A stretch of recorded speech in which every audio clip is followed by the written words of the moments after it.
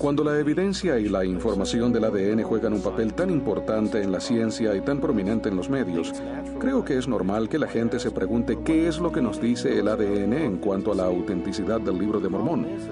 El problema es que cuando Lehi y los demás grupos colonizadores llegaron, no fue a una isla, sino a un vasto mar de distintivos genéticos.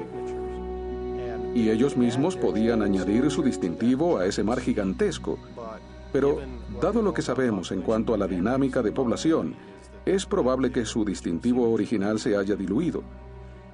Y entonces uno queda librado a la tarea de detectar una señal que desde el principio ya era muy débil y que se va diluyendo a través de largos periodos. Hay 3 tipos diferentes de ADN que empleamos en la genealogía molecular. Uno es el ADN mitocondria, el cual lo heredan estrictamente las madres. La línea paterna se puede trazar valiéndose del cromosoma Y. Yo tengo 5 hijos y ninguno se parece entre sí, ni actúan de la misma forma, aunque cada uno tiene la mitad del ADN de la madre y la otra mitad del padre. Pero recomponer el ADN hace que cada persona sea única, y cada recomposición es única también. Y eso hace muy difícil trazar historias específicas, historias de linaje a través de múltiples generaciones. En el sistema de ADN de cromosoma Y, que solo los hombres poseen y que heredan del padre, hay mucha menos o ninguna recombinación. Así que es considerablemente más fácil recobrar información genealógica de ellos. Pero aún ahí hay límites, y estos parecen detenerse hace más de 2.500 años. Así que resulta imposible trazar la ascendencia desde una perspectiva genética, a no ser estrictamente trazando una línea paterna o la materna. Después tenemos el ADN nuclear, el más empleado en la actualidad, y ese está todavía más sujeto a recombinaciones. En casos de criminología donde se usa el ADN, básicamente se trata de comparar ADN. Está el ADN de la escena del crimen y el ADN de un sospechoso, o posiblemente más de uno. Y lo que se trata de hacer es comparar el ADN de un sospechoso con el ADN de la escena del crimen, lo cual es muy distinto a lo que tenemos con el caso de Lehi en el Libro de Mormón. No contamos con el ADN del sospechoso ni el de la escena del crimen, y aún así tratamos de llegar al mismo tipo de conclusión. A modo de cálculo, cuando la familia de Lehi llegó al Nuevo Mundo, probablemente consistía de menos de 100 personas, tal vez cerca de unas 50. Y al insertarlos en una gran población ya existente, las probabilidades de hallar rastros de ese subgrupo van a ser muy reducidas, especialmente después de transcurridos 2000 años. Cuando ellos llegaron, había posiblemente en lo que hoy conocemos como las Américas, otras personas de origen e historial genético desconocidos.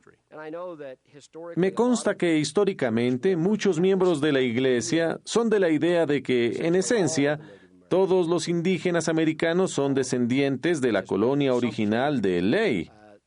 Pero eso ha sido solo una suposición. Nadie se sentó a hacer un cálculo de números a fin de determinar cuán improbable sería que una población tan reducida llegara a ocupar el vasto continente.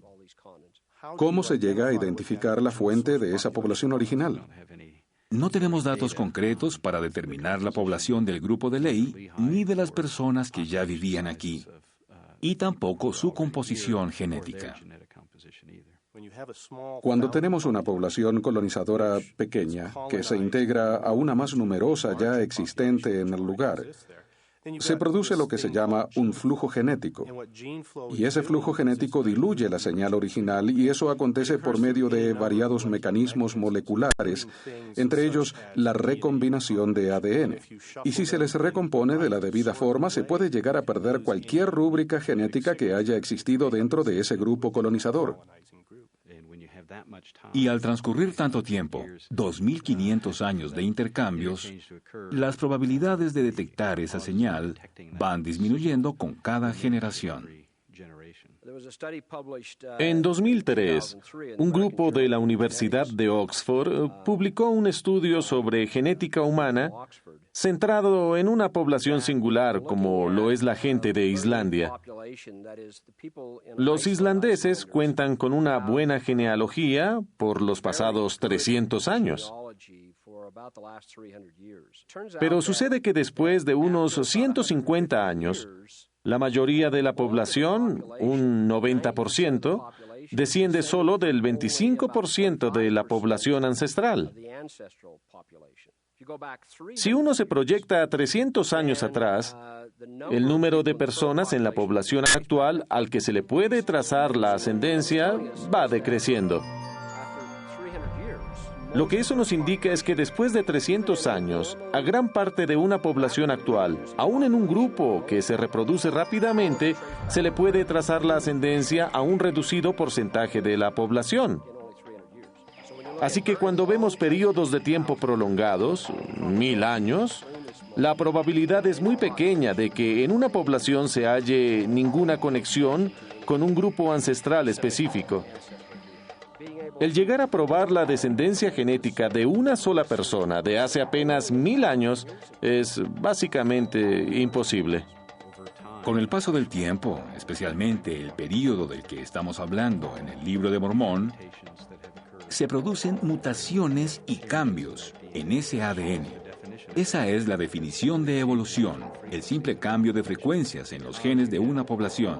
Dado que hay diferentes grupos que entran y salen, también hay civilizaciones en estado de extinción. Si uno toma una población grande y por medios drásticos la reduce, el número de marcadores genéticos que emergen se ve críticamente afectado por todo el proceso.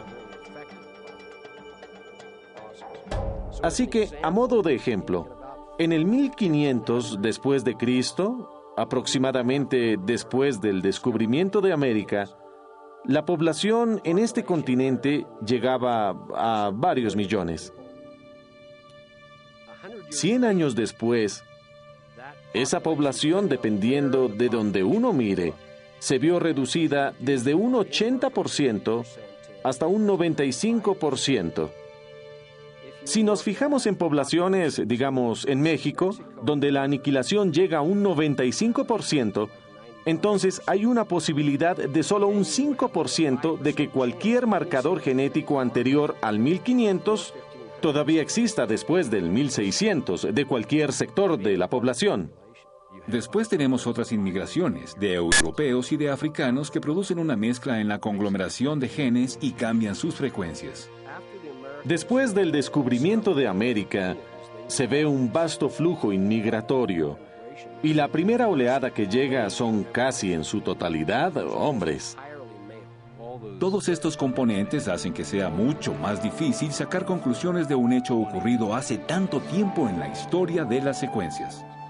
Las personas que han sido críticas de la autenticidad del Libro de Mormón basándose en el ADN carecen de la capacitación necesaria en el campo específico que efectúa este tipo de investigaciones. Lo que se espera es que el ADN produzca una verdad irrefutable, pero lo concreto es que todo esto se basa en muchas conjeturas, las que sirven para resolver cierta clase de problemas. Y la historia de los linajes expuestos en el Libro de Mormón es uno de esos problemas difíciles de determinar por medio del estudio del ADN.